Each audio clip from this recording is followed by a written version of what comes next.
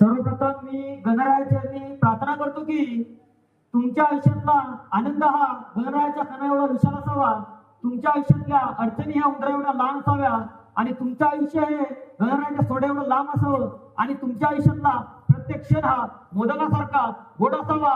ह्याच माझ्याकडून तुम्हाला या शिवजयंतीच्या शुभमय आणि भव्य भव्य शुभेच्छा.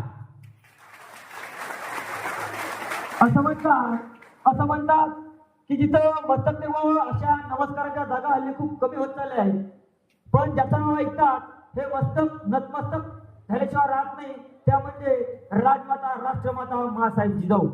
33 कोटी देवांचे मंदिर असतील पण माझ्या राजाचं एकही मंदिर नसताना कोट्यवधी लोक माझ्या राजाची पूजा करतात. ते म्हणजे जाणते राजे छत्रपती शिवाजी महाराज.